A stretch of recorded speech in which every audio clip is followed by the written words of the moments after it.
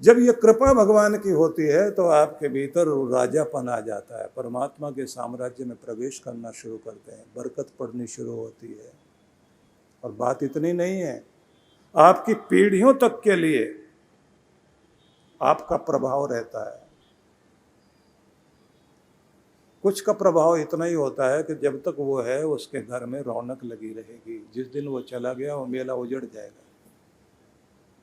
चाहे कोई स्त्री हो चाहे कोई पुरुष हो, किसी स्त्री के अंदर वो प्रभाव होता है, उसकी भक्ति और उसके पूर्वजों का गुण, कि जब तक वो बैठी है तो सारे रिश्ते नाते वाले लोग उससे जुड़े रहते हैं। जिस दिन वो गई उसके घर में कोई झांकने भी नहीं आता, वो पुण्यों का प्रभाव उसी के साथ चला जाता है। और किसी किसी के गुण ऐसे होते हैं कि उनके यहाँ तप किया हुआ बड़ों का उसी का आगे वाले भी खा रहे होते हैं। ये भक्ति बहुत बड़ा काम करती है। ये नाम जपना साधारण नहीं है। ये मन की एकाग्रता भगवान के प्रति हो जाए, आपके घर में बरकत पड़ती है, आपको संतुष्टि आती है, आपको तृप्ति आती है, आपका भिखारीपन भागता है, आपके चेहरे पर मुस्कुराहट आती है, खुशहाली आती है। और फिर दो ही चीज़ें दिखाई देती हैं, शुक्राना और मुस्कुराना, धन्यवाद करते रहना और खुश होते रहना और खुशी बांटते रहना। इसलिए ये चीज़ नियम बना लें अपनी, कि चेहरे पर मुस्कुराहट रहे और होठों पर भगवान का धन्यवाद रहे। कमियों की तरफ अगर ज़्यादा ध्यान लगाओगे तो ये बात ध्यान रख लीजिए कि आपकी ज़िंदगी में कमियां बढ़नी शुरू हो जाएंगी। जिस चीज़ पर मन टिकाओगे वही चीज़ ज़िंदगी में टिक जाएगी, ये ध्यान रखना। चिंता पर मन टिकाया चिंता टिक जाएगी, डर पर मन टिकाया डर टिक जाएगा, हंसी पर मन टिकाओगे हंसी आपकी ज़िंदगी में बढ़नी शुरू हो जाएगी, टिकनी शुरू हो जाएगी। आप उसी पर मन टिकाओ जो ज़िंदगी में टिकाना चाहते हो। बेकार की चीज़ें ज़िंदगी में क्यों लाना चाह रहे हो भाई? पागल से किसी ने कह दिया आग मत लगा देना, बोला अब तो जरूर लगाऊंगा, याद करा दिया। ना याद कराते तो अच्छा था। वो पागल कोई और नहीं, आपका मन ही तो है। इसको ऐसी बातें क्यों याद कराते हो जिसको लाके सामने साक्षात रख दे आपके? वही याद करो ना जो जिंदगी में चाहते हो। इसलिए साधना का अपना एक नियम है। साधना में जब बैठाया जाता है तो पहले क्या बोलते हैं कि ये तो स्पष्ट है जिंदगी में आपकी कि आप क्या नहीं चाहते।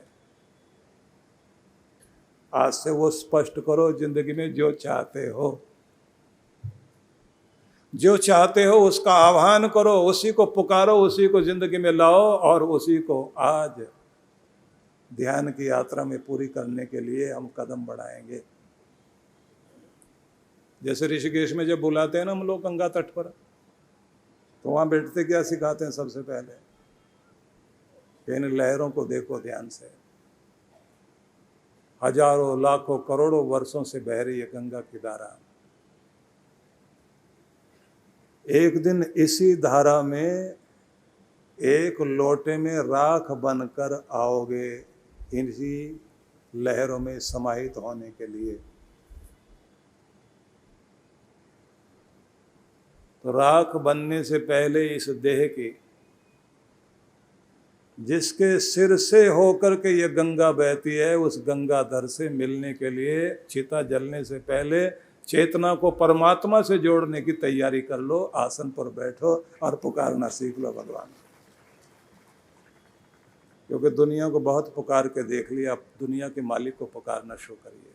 जिह्वा पर परमात्मा का नाम बसे तो मन को झटका लगता है, फिर आदमी बैठता है, गंगा याद आती है।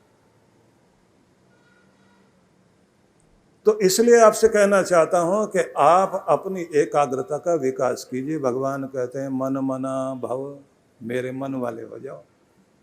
और दूसरी बात क्या कहते हैं? मद भक्तो, मेरा भजन करने वाले बनो।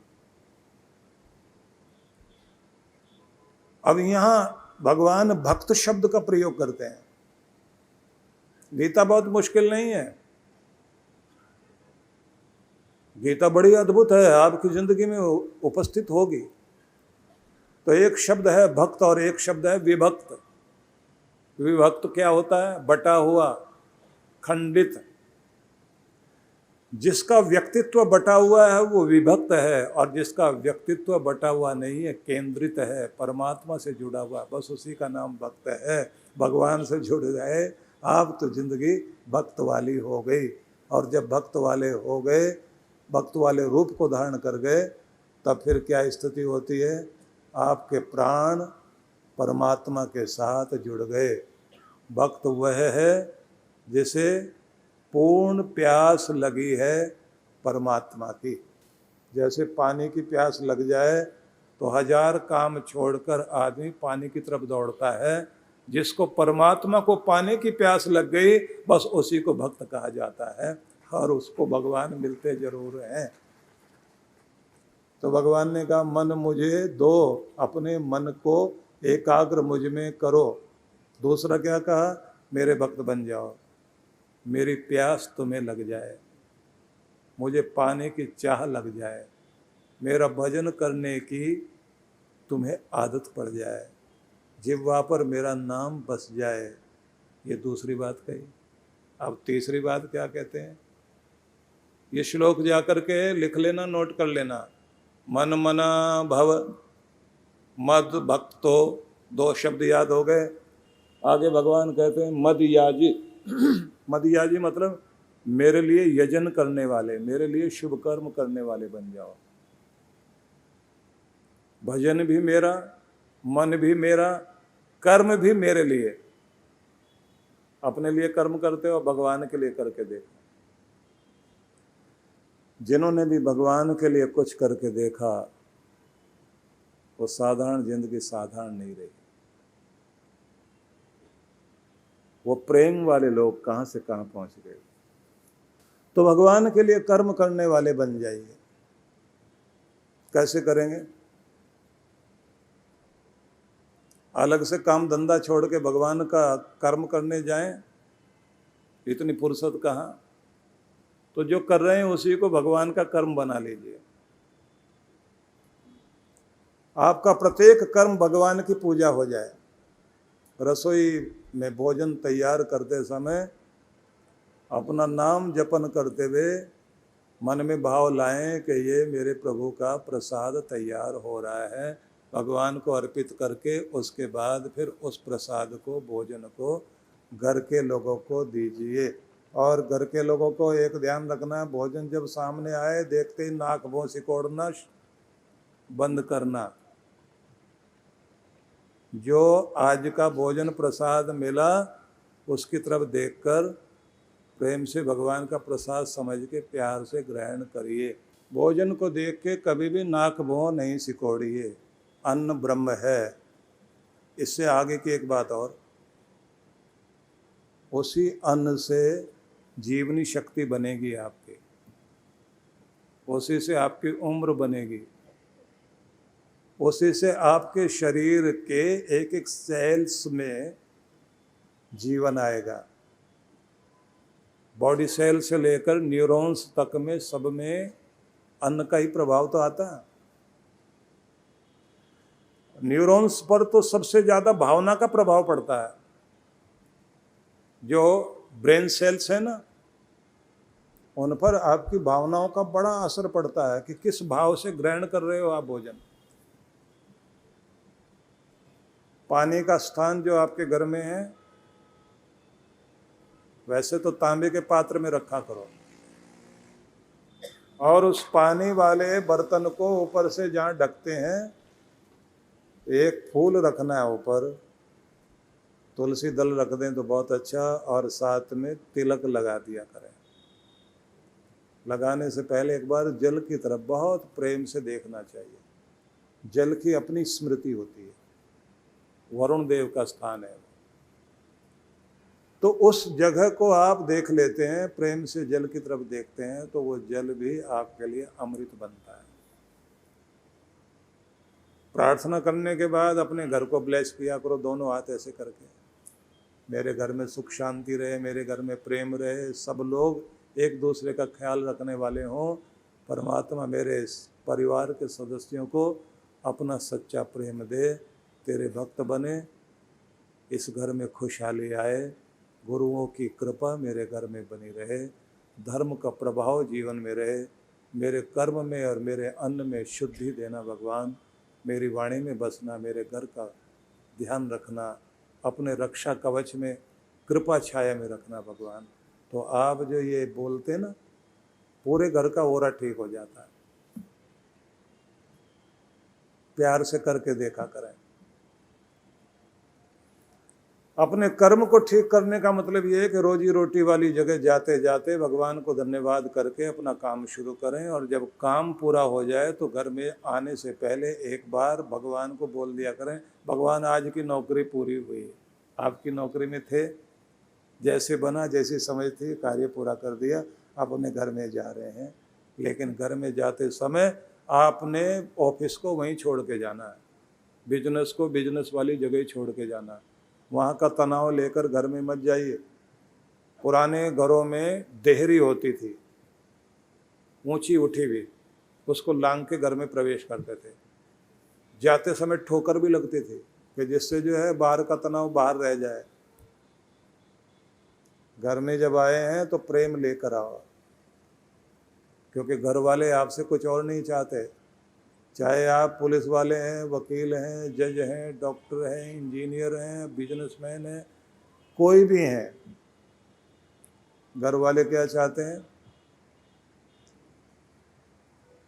माँ चाहती है मेरा बेटा बेटा बन के आए, पत्नी चाहती है पति बन करके घर में आए, बच्चे चाहते हैं पिता बनकर घर में आए, छोटा भाई आए तो वो आपके साथ बैठ के थोड़ी देर हंस बोल ले, पति पत्नी में तालमेल रहे, एक दूसरे की भावनाओं का आदर कर लें। थोड़ा झुक जाना, थोड़ा झुका लेना, थोड़ा मान जाना, थोड़ा मनवा लेना, थोड़ा एडजस्ट करना और थोड़ा एडजस्ट करा लेना। और सारी चीजों में सबसे ज्यादा कीमती तो आपके लिए आपका घर है ना। अपने घर को खुशहाल बनाना चाहते हो तो घर में प्रवेश करते समय तनाव बाहर रखिए।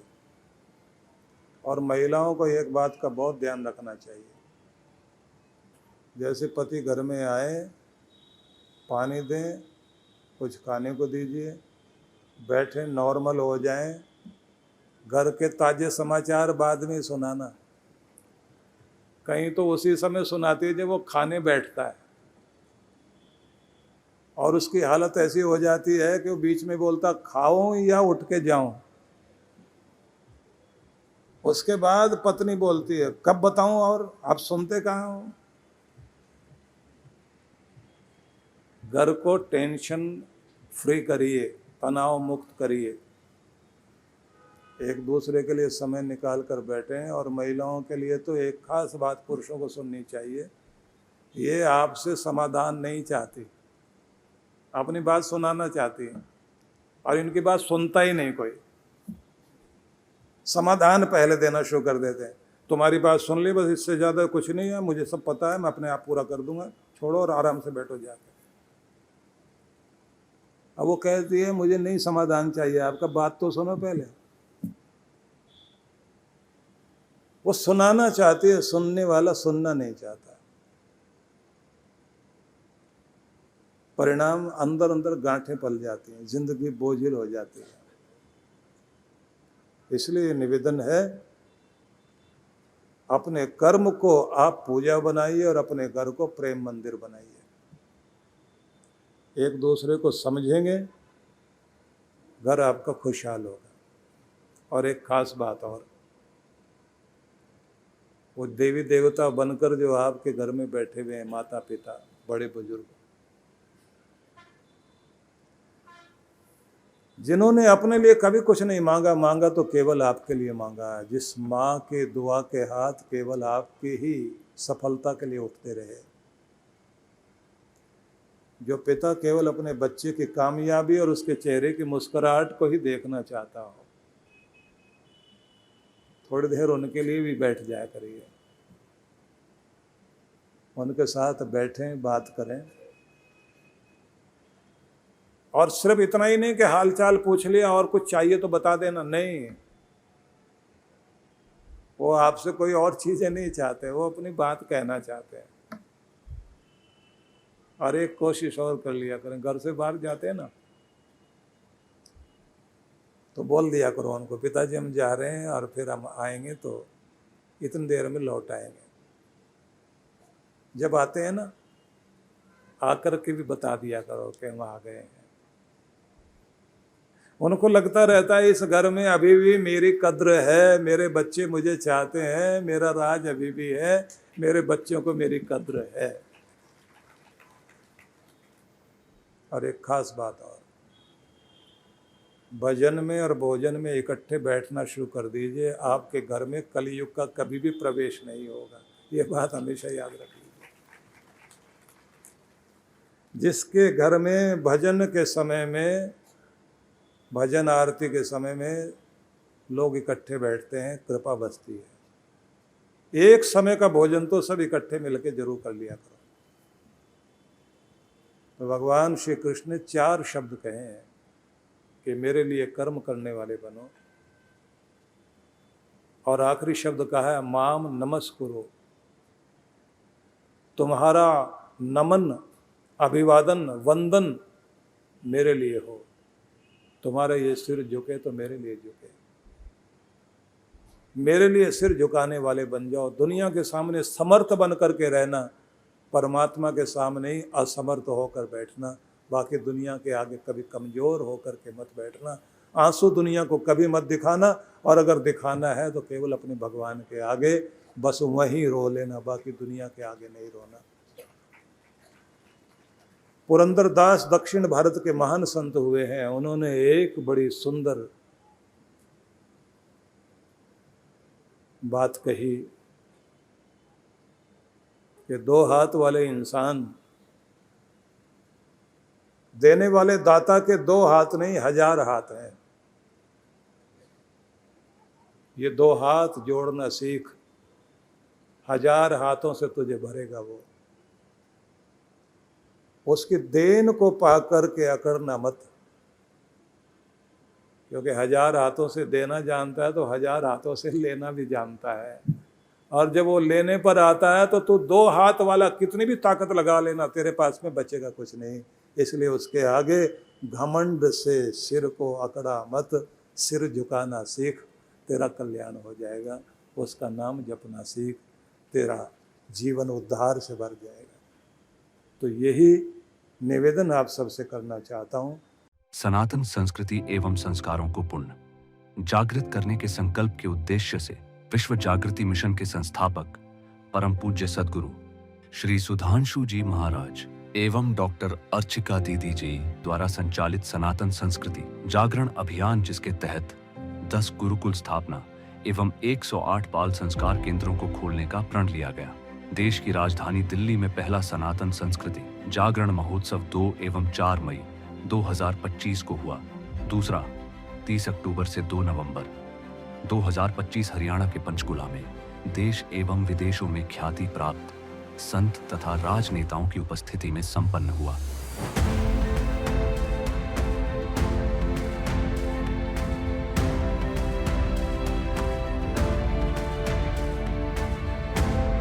इसी तर्ज पर तीसरा सनातन संस्कृति जागरण महोत्सव 12 से 15 मार्च 2026 उत्तर प्रदेश के मेरठ में होने जा रहा है। कार्यक्रम की रूपरेखा, दिनांक 12 मार्च 2026, शुभारंभ सायं 5 बजे से। 13 से 15 मार्च 2026 प्रातः 9 बजे से सायं 5 बजे से। स्थान ITI मैदान साकेत, नजदीक शेलचुंगी, मेरठ, उत्तर प्रदेश। आयोजक विश्व जागृति मिशन, उत्तर प्रदेश, उत्तराखंड, राजस्थान मंडल। संपर्क सूत्र। आप सभी इस कार्यक्रम में परिवार सहित सादर आमंत्रित हैं।